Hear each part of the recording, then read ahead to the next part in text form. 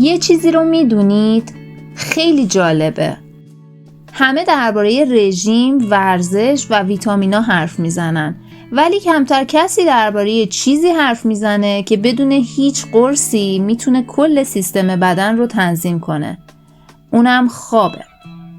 خواب فقط استراحت نیست. یه جور بازسازی شبانه است، یه جون دوباره برای مغز، هورمون‌ها و حتی سیستم ایمنی. جالبه بدونید که خیلی از بیماری‌های مزمن از فشار خون گرفته تا افسردگی با خواب بهتر علائمشون کمتر میشه. بیایید با هم ببینیم وقتی میخوابیم چه اتفاقی میفته. بدن ما شب که میخوابه در واقع داره کار میکنه. همه چی طبق یه برنامه منظم انجام میشه. اول مغز میره سراغ مرتب کردن اطلاعات روز. چیزایی که یاد گرفتیم، تصمیماتی که گرفتیم، حتی احساساتی که تجربه کردیم، همشون تو خواب دسته‌بندی میشن. بعد بدن میره سراغ ترمیم. سلول ها بازسازی میشن، سیستم ایمنی شارژ میشه و هورمون ها تنظیم میشن. یکی از اون هورمون ها کورتیزوله که خیلیا به اشتباه فکر میکنن باعث دردسره، ولی در واقع کورتیزول لازمه تا صبح بتونیم بیدار بشیم و انرژی داشته باشیم. مشکل وقتی پیش میاد که شبا زیاد ترشح بشه یا ریتمش به هم بخوره. کورتیزول نه فقط وقتی استرس داریم فعال میشه، بلکه یه ریتم 24 ساعته هم داره. صبحها بالا میره تا بیدار باشیم و عصرها پایین میاد تا مغز و بدنمون آماده خواب بشه. حالا اگر این ریتم به هم بخوره، مثلا دیر بخوابید یا نور زیاد شبانه بهتون بخوره یا زمان بیداریتون هر روز متفاوت باشه، کورتیزول ممکنه که شبها بالا بمونه. وقتی کورتیزول شبها بالا باشه، مغز فکر میکنه هنوز روزه، پس خواب عمیقی نمیره.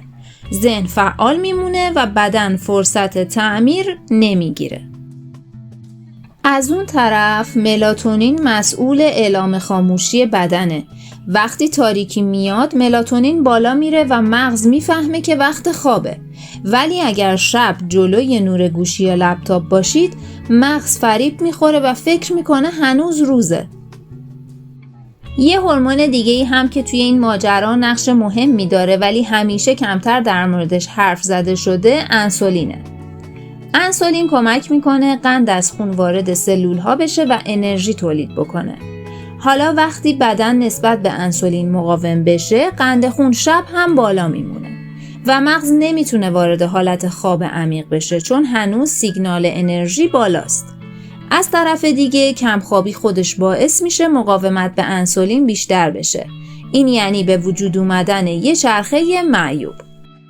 اگر در طول روز وعده هاتون منظم باشه و قند خونتون نوسان زیادی نداشته باشه، عصرها کمتر سراغ شیرینیجات یا کافئین برید، شب هم مغز راحت‌تر وارد فاز خاموشی میشه. خواب 3 مرحله داره: خواب سبک، خواب عمیق و خواب رویایی.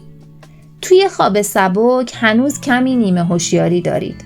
توی خواب عمیق بدن در حال تعمیر سلول‌ها، عضلات و سیستم ایمنیه. و در مرحله خواب رویایی مغز خاطرات و احساسات رو مرتب میکنه. هر چرخه خواب حدوداً 90 دقیقه طول میکشه و ما هر شب چند بار این مسیر رو طی میکنیم.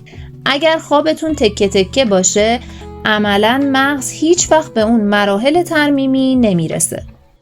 کمخوابی فقط باعث خستگی نیست، روی متابولیسم و هورمون‌ها تأثیر مستقیم داره و خب مشخصه که وقتی متابولیسم درست نباشه بدن از تنظیم خارج میشه و بیماری‌ها یکی یکی به سراغمون میاد.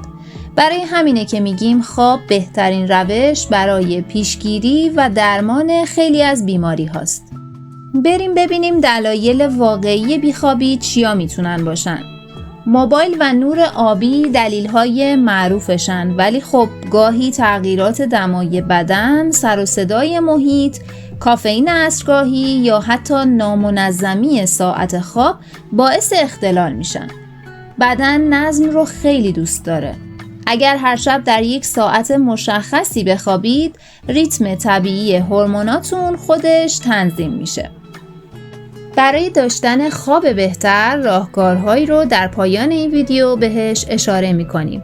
اگه تا اینجای ویدیو رو دوست داشتید لایک یادتون نره. یادتون باشه مطالبی که اینجا میگیم عمومیه و برای تنظیم خواب افراد سالم دونستنشون لازمه. اگر بیخوابی فقط چند شب ادامه داره معمولاً با اصلاح عادتها درست میشه. اما اگر بیشتر از 3 هفته از شبها خوابتون نمیبره یا نصف شبها بیدار میشید و نمیتونید دوباره به خواب برید یا با اینکه ظاهراً خوابید اما صبحها باز هم خسته اید، وقتشه با پزشک مشورت کنید. چون ممکنه مسئله از اضطراب یا اختلال هورمونی باشه. چیزهایی که فقط با تغییر سبک زندگی برطرف نمیشن. از امشب میتونید برای بهبود خوابتون چند قدم ساده بردارید. حداقل نیم ساعت قبل از خواب صفحه نمایش رو خاموش کنید. اتاق رو تاریکتر و خنک‌تر کنید. اگر فکر و خیال زیادی دارید، اونا رو روی کاغذ بنویسید و کنار بذارید. هر روز تقریباً در 1 ساعت ثابت بخوابید و بلند شید. فقط 10 دقیقه صبحها بدون عینک آفتابی در معرض نور روز قرار بگیرید. ورزش منظم و زودتر رو در روز انجام بدید. ورزش سبک یا متوسط مثل پیاده روی یا یوگا که باعث کاهش استرس و تنظیم کورتیزول میشه. ولی ورزش شدید نزدیک به زمان خواب اثر برعکس داره. قبل از خواب دوش یا حمام گرم بگیرید، چون وقتی بدن بعد از دوش گرم شروع به خنک شدن میکنه دمای مرکزی پایین میاد و این به مغز سیگنال زمان خواب میده.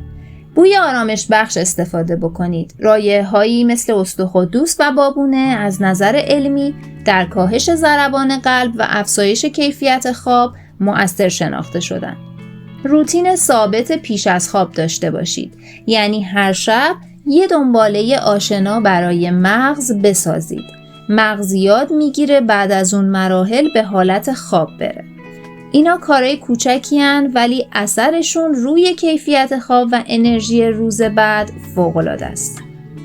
یه نکته مهم دیگه که کمتر براش راهکاری داده شده کنترل افکار شبانه است. برای کنترل افکار و آرام کردن ذهن قبل از خواب راهکارهایی رو داخل کپشن براتون نوشتیم که بهتون پیشنهاد میکنم حتما اون رو مطالعه بکنید. و برای جمع‌بندی باید بگیم که خواب خوب فقط یک عادت سالم نیست، یک مهارت بدنیه. بدن یاد میگیره چطور بخوابه و ما با رفتارمون این رو بهش آموزش میدیم. پس امشب یه قدم کوچیک برای بزرگترین تغییرتون بردارید. به ساعت خوابتون احترام بذارید و اجازه بدین بدن نفس بکشه. و فردا صبح با حس واقعی آرامش از خواب بیدار بشید. نظرتون رو در مورد این ویدیو تو کامنت ها به ما بگید و خوشحال میشیم به پرسش هاتون پاسخ بدیم. و مثل همیشه برای اینکه باز هم مطالب جدید ما رو ببینید سابسکرایب یادتون نره. دوستتون داریم.